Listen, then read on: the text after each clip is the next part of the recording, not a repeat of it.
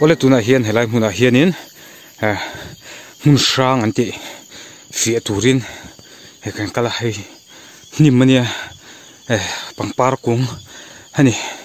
helai he khochung atang laduk mai ania tuna hin keima chawin kania asan chu hei kan bu ru khi heti hinia khala tura midang han som kol vel po anuam lova helai mun hi ro ra chut na mun ani khokar kong ani tlai mun a hianin thoman se thine kitlak ne chu chu kan fi dona henglai hianin thom an se thine anti nim kar vel hu chun ka kal thawak ngam chi lo ma se khi ta khianin lade ure ka khian ka thrian te no ma enga mo ka ton lau chunin karon au wanga in ron tlan thangal doni ka ti chu wang chun ka thrian te ten han ron tlan thangal doni chu ha chiu riang deuh ka sia thla sang te point ha chiu ve thina den fe khop me ngai mun hi na to kho thut na thina ni don hi aron ri wow aron ri tu na khan aron ri kha omin om em helai velain omin om em omin om chun ron lar mi su o chi mi lo ni i omin om fai chunin ron lar ren su kai chi lo ren ngomon hi ron reject mai tu na han kai nuam mi lo ni o omin om chun ron lar ren su kai ka kal thui vak ngam to lo so lam te bo so la kal phei chu cha kom viwa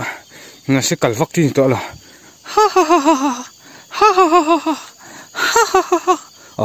tu na khan nui ri helai karai nui ri ka sia nui ri om tat nai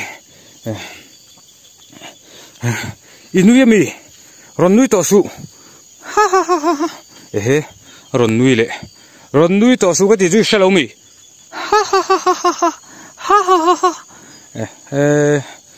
ron nui le ngam ka ti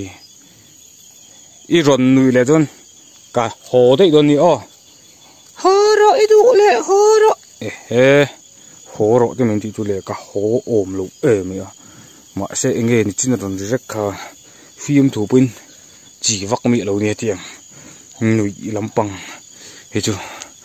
chi vak mi lo ne chak lampang te khan en kol le chin nge ten nim om phia kai nuam vak to mi lo ni o so lai so ni cha han ri dut ka sia dut dut ron ti ri dut ka sia ka ti rual chi khan so lai nim kara son dut ron ti tlat mai ma ni chau chun ni lang chun ni ka fia ngabanga ase ma ni chau ni chun ni fia hi anu vak lawa he kai thil ri rek tu na khana rek thil rek om ka ti rual chi khan helai thing kung ka ren rek ron ti le enga ti nge ka soyan se thei ni mo helai mun he mi chi sang an lo thi to na mun ania mana in do pui la in ta hian thona tang bo man thok puk pala anti chu tiang mun chu ani wangin lom ve tu khop mai dik tak chun a re bok si ma ni chau chunin anu vak mi lo ni he ten lung pui om chawa khilai phe na khian thom om ani ching khan thom thom ron ti tlat mai omin omem helai vela hianin omin om chunin ron lar reng su ka du mi lo ni fiam thu channel mai kan ni ni chu tu tianga in lar khum tak chi kan ni lo kai tla sang point fiam thu du le du lo hin om fe kai helai lung bang chau te khoi nga len la om lu tu kan yo ti mai ni vak lo ni tla sang fi ti lampang hi chu kai o hi lai khianin chi khan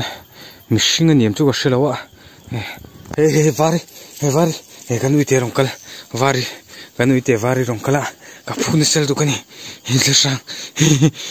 mà đi uy thế bộ vẫn là đủ về này vary là cái sự uy là sang in một thầy lên ngay là cái sự vary cái tiền cái suy phê giờ luôn này hay là hiện công trùm hay là biển chỗ này công ôm châu à sẽ cái chồng ôm tiểu lầu giàn thì mà chân thím rô bự xí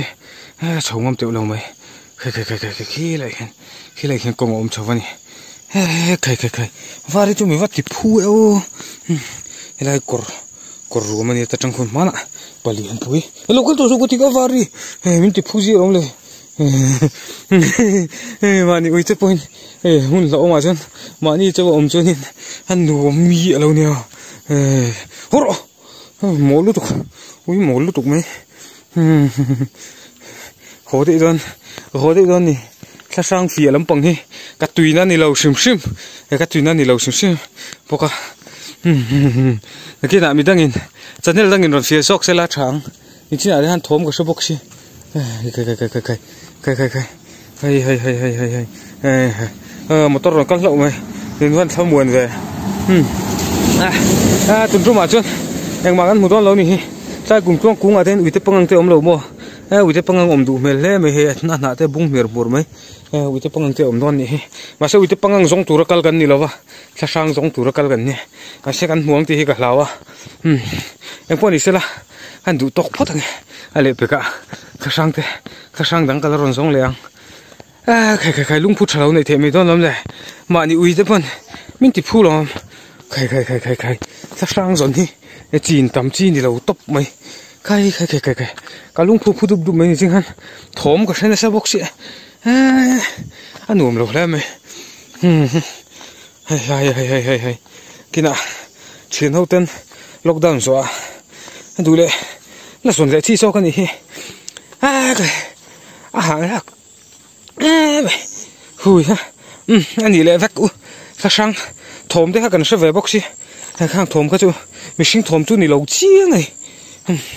anh đi lại vắt u lên